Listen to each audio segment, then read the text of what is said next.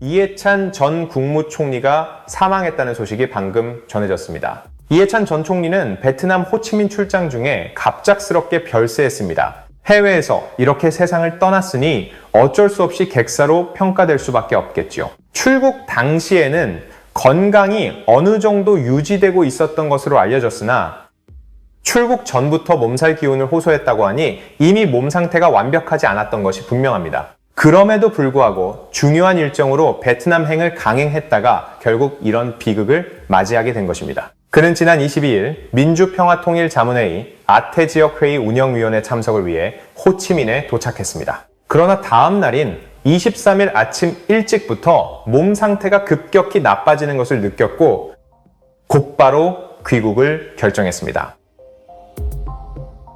공항에 도착해 귀국 절차를 밟던 중 갑작스러운 호흡곤란 증세가 나타나 현지 의료진의 응급조치를 받았고 곧바로 호치민의 타만 병원점화인 종합병원으로 긴급 이송되었습니다. 병원 도착 후 심근경색 진단을 받고 즉시 스텐트 삽입 시술을 받았으며 이후 상태가 더욱 악화되면서 ECMO 체외막산소 공급 치료까지 받았습니다. 이송 과정에서 심정지가 발생하기도 했으나 일시적으로 호흡이 회복되어 국내 이송 방안이 논의되던 상황이었는데 결국 4일째 의식을 회복하지 못한 채 현지 시각 2026년 1월 25일 오후 2시 48분경 타만병원에서 별세했습니다. 향년 74세만 73세입니다. 우리나라에 있었다면 국내 최고 수준의 심혈관 전문 의료진과 첨단 장비, 신속한 응급체계 덕분에 생존 가능성이 훨씬 높았을 것이라는 아쉬움이 남습니다.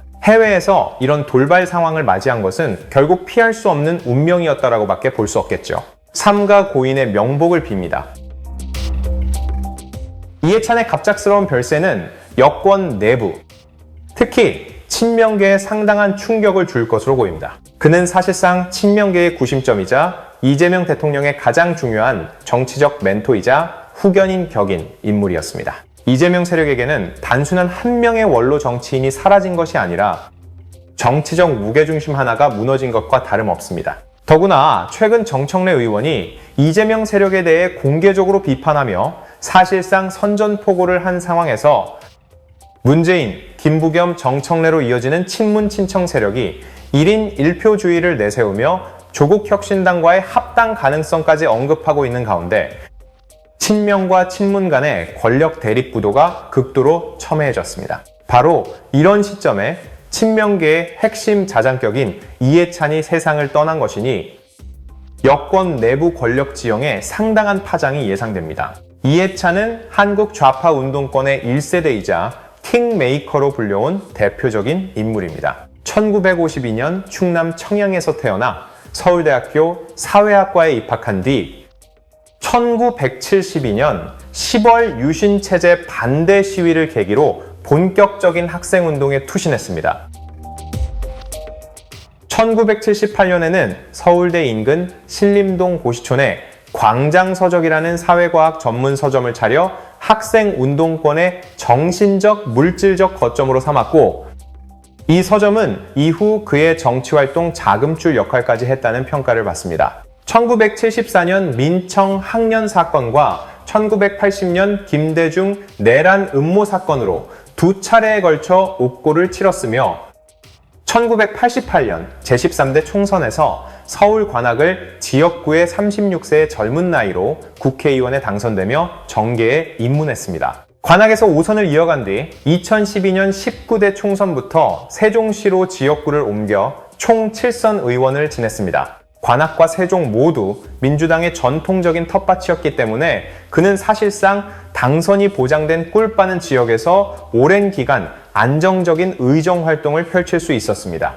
1998년 김대중 정부 초대 교육부 장관으로 임명되어 고교 평준화 정책 강화, 학력고사 폐지 등 대대적인 교육개혁을 단행했으나 이 과정에서 발생한 부작용으로 인해 이해찬 세대라는 신조어가 생겨났습니다. 이 세대는 현재 40, 50대 좌파 성향의 주축으로 평가되며 수능 참패와 교육 불평등, 심화 등의 비판을 동시에 받기도 했습니다. 2004년에는 노무현 정부에서 국무총리를 지냈고, 이후 새천년 민주당 정책위의장, 열린우리당 최고위원, 더불어민주당 대표, 2018, 2020 등 당내 요직을 두루 거쳤습니다.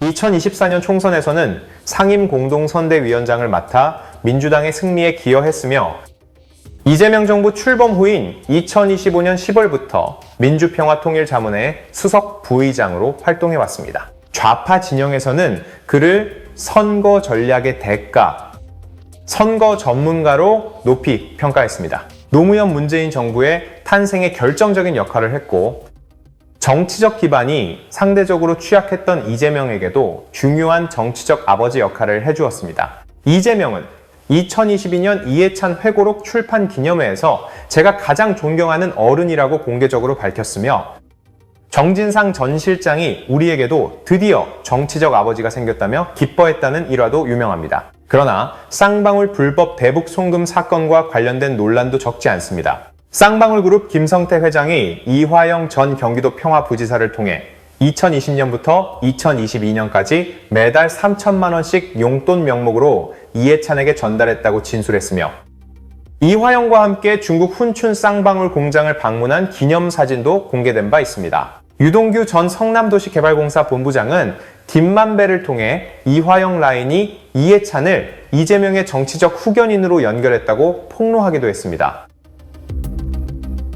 반면 이해찬은 직설적이고 고집이 센 성격, 그리고 다소 거친 언행으로 인해 당 내외에서 많은 마찰을 빚었습니다. 취재기자를 폭행하고, 송파구청 직원의 뺨을 때리고, 구청장에게 물컵을 던지는 등 폭언 폭행 논란에 여러 차례 휘말렸으며, 장애인 비하 발언 선천적, 장애인은 의지가 약하다 등 박원순 전 시장 장례식장에서 기자에게 후레자식이라고 욕설을 퍼붓는 등 수많은 막말과 추태로 비판의 중심에 섰습니다. 또한 58 유공자, 논란 광주가 아닌 서울에 있었음에도 유공자로 등록, 좌파 장기집권론 주장 등으로 보수 진영에 강한 반감을 샀습니다. 골프광으로도 악명이 높았습니다.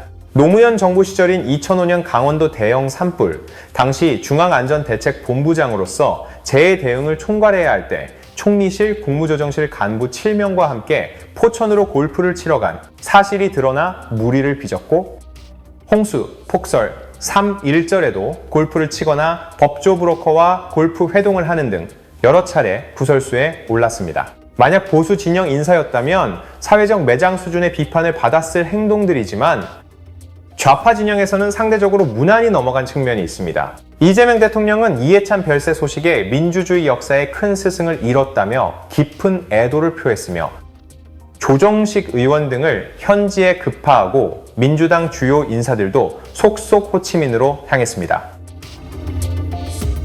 그러나 장외투쟁 중 목숨을 건 단식 농성을 벌일 때와 비교하면 자기 편만 챙기는 차별적 태도라는 지적도 나오고 있습니다. 어쨌든 사람의 생명은 무엇보다 귀합니다. 이해찬 전 국무총리의 명복을 빕니다. 그의 별세가 여권 내부 권력 균형과 향후 정치 지형에 어떤 변화를 가져올지 앞으로 면밀히 지켜봐야 할 것입니다.